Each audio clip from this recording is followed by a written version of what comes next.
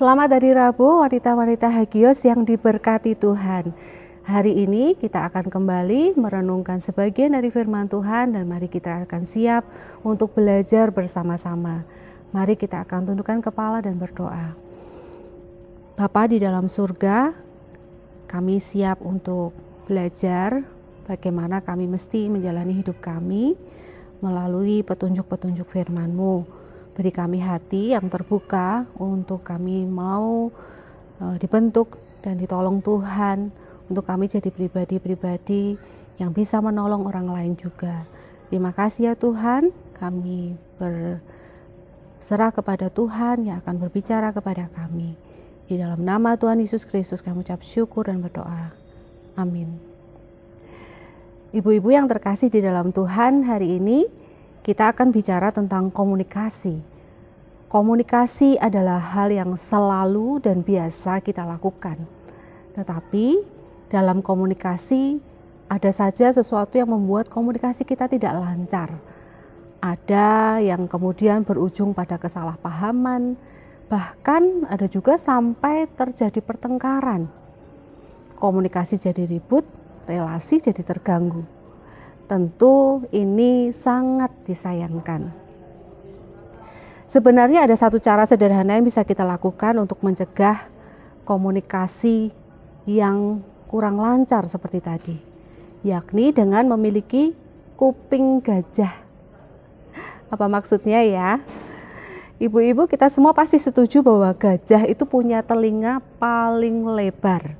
Tuhan memberi telinga kepada semua makhluk supaya kita semua bisa mendengar dengan baik.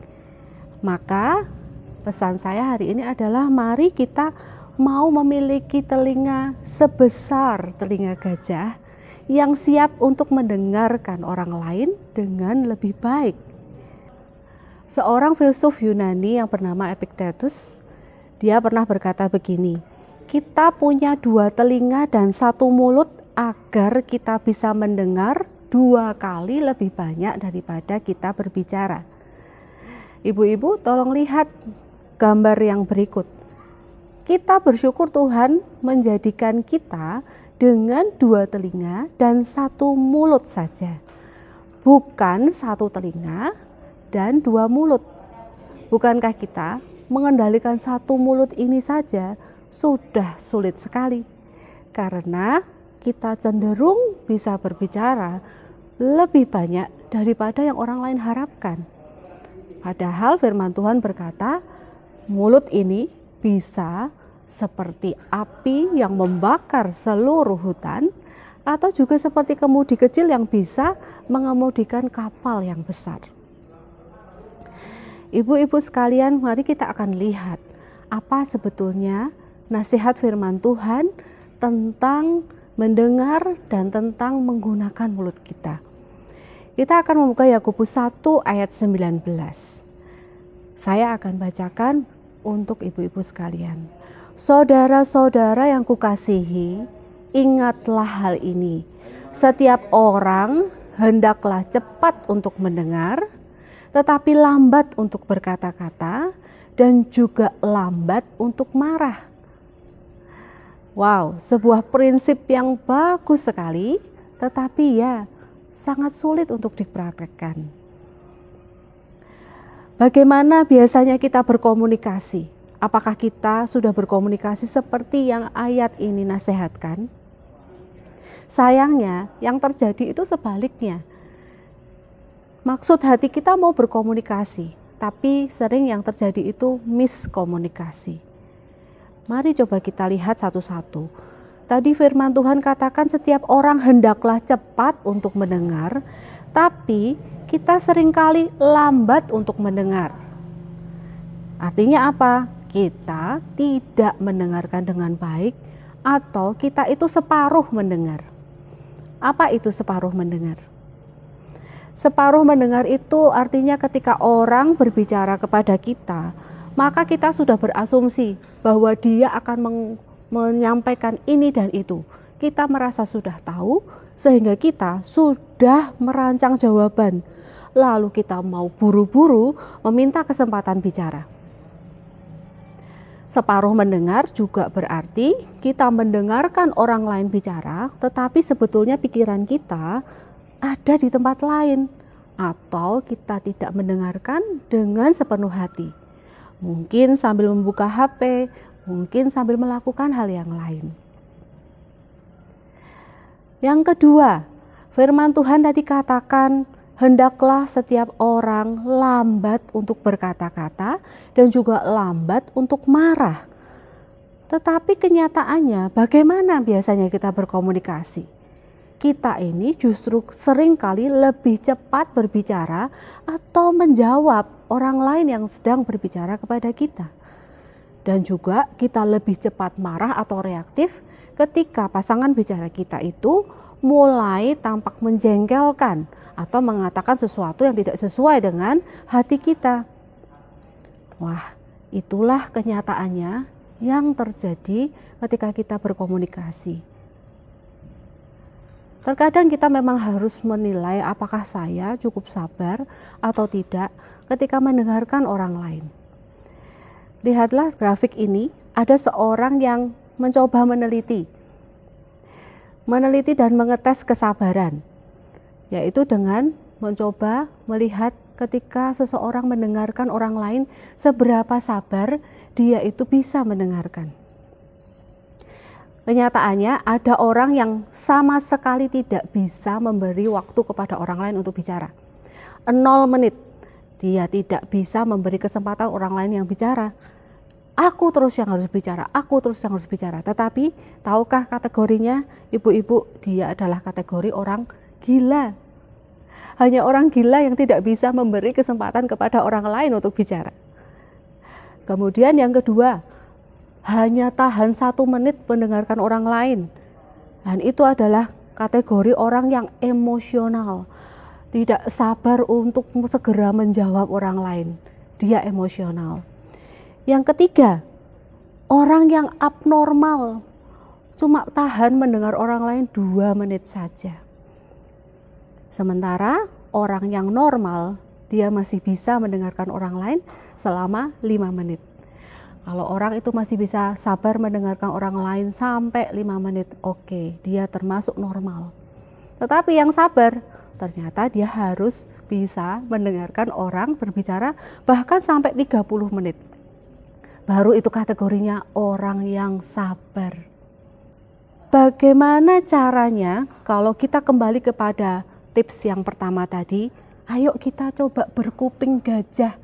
Kalau tadi nasihat firman Tuhan katakan, ayo cepat mendengar, ayo punya telinga yang lebar seperti gajah supaya kita siap mendengar.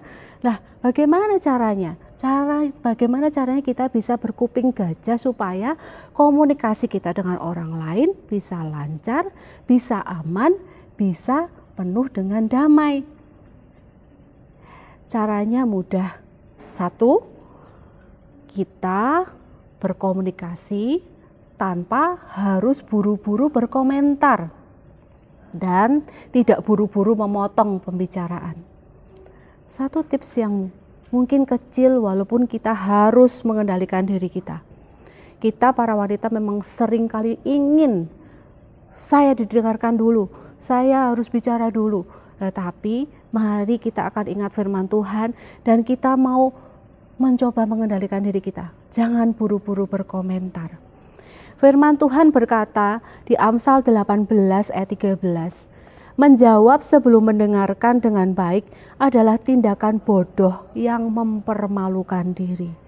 Ternyata firman Tuhan juga berkata, jangan buru-buru menjawab kalau kita belum mendengarkan dengan baik. Siapa tahu kita masih mendengarkan secara tidak lengkap. Siapa tahu nanti kalau kita menjawab, kita justru menjawab dengan salah. Jadi, mari kita akan lebih sabar untuk tidak buru-buru berkomentar. Yang kedua, bagaimana caranya berkuping gajah? Caranya, kalaupun lawan bicara kita itu menunjukkan sikap yang sudah menjengkelkan, jangan balas dengan sikap yang buruk. Mungkin kita bisa menahan mulut kita untuk tidak bicara, tetapi bagaimana dengan mimik muka kita? Bagaimana dengan bahasa tubuh kita? Apakah kita menunjukkan sikap yang tidak menyenangkan, sikap yang menolak? Itu yang harus kita kendalikan juga. Kita mesti bijak untuk menghindari perdebatan yang tidak perlu. Firman Tuhan mengingatkan kita supaya kita selalu menjaga perdamaian dengan orang lain. 2 Timotius 2 ayat 23 mengatakan, hindarilah soal-soal yang dicari-cari, yang bodoh dan tidak layak. Engkau tahu bahwa soal-soal itu menimbulkan pertengkaran.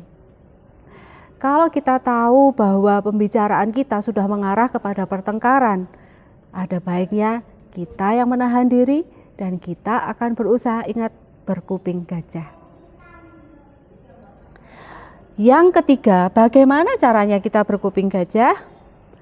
Tenangkan hati kita. Dan kalau kita memang perlu menjawab, jawablah dengan lemah lembut. Amsal 15 ayat 1 mengatakan, jawaban yang lemah lembut meredakan kegeraman, tetapi perkataan yang pedas membangkitkan marah. Coba bayangkan kalau lawan bicara kita, dia sedang emosional, dia jengkel, kemudian kita menjawab lagi dengan hal yang pedas juga. Pasti pertengkaran tidak bisa dihindarkan. Tetapi kalau kita mencoba mendengarkan dia sampai emosinya reda dan kemudian dia juga mulai bisa mengendalikan diri dan kita menjawab dengan lembut, maka akan berbeda hasilnya. Bahasa Indonesia sehari-hari dari Amsal 15 ayat 1 mengatakan, dengan jawaban yang ramah, kemarahan jadi reda. Jawaban yang pedas membangkitkan amarah. Jawab dengan ramah, jawab dengan lemah lembut, jawab dengan sabar. Komunikasi yang baik itu menjaga relasi yang baik pula. Bukankah kita ingin relasi kita dengan siapa saja, terutama dengan orang-orang yang terdekat, kita rindu bahwa hubungan kita selalu terjaga dengan baik. Tetapi ada kalanya kita harus mengambil bagian kita dengan menjadi orang yang menjaga perdamaian dengan pihak lain. Sebab itu, mari kita akan berusaha untuk selalu menjadi orang yang siap mendengarkan lebih dulu, supaya perdamaian itu terjadi. Ayo buka kuping gajah kita. Ayo kita belajar untuk mendengar dengan lebih sabar. Kiranya Tuhan yang akan menolong kita, supaya kita menjadi pembawa damai dimanapun kita berada. Dengan pasangan, dengan keluarga, kita akan menjadi pendengar yang lebih baik dan kita membawa perdamaian juga di antara relasi-relasi kita. Mari kita akan sekali lagi berdoa menutup renungan kita. Bapa di dalam surga, kami mengucap syukur bahwa hari ini kami belajar sesuatu yang sederhana, bahwa kami Tuhan ketika kami ini sedia untuk mendengarkan orang lain, maka Tuhan kami ini bisa menjadi pembawa damai. Tolonglah kami ya Tuhan, agar kami ini mengikut petunjuk-Mu. Kami mau belajar dari Engkau yang sabar, dari Engkau Tuhan yang sudah banyak mengalah buat kami ya Tuhan. Biarlah kami juga ambil bagian kami. Untuk kami kadang juga harus mengalah kepada pasangan kami, kepada keluarga kami Tuhan, agar di dalam relasi-relasi kami bisa selalu berkomunikasi dengan baik. Kami menjaga mulut kami untuk tidak terlalu banyak bicara, tidak terlalu banyak berkomentar, tidak terlalu banyak Tuhan menghakimi orang lain, tetapi kami bisa menjadi pendengar yang baik, menjadi pendengar yang melegakan mungkin kemarahan dari pihak lain. Dan kami ya Tuhan bisa menjadi pembawa damai. Terima kasih ya Tuhan, Engkau yang memberkati kami semua. Untuk kami ya Tuhan menjadi agen-agen perubahan dimanapun kami berada. Terima kasih Bapa, di dalam nama Tuhan Yesus Kristus kami mengucap syukur dan berdoa. Haleluya. Amin.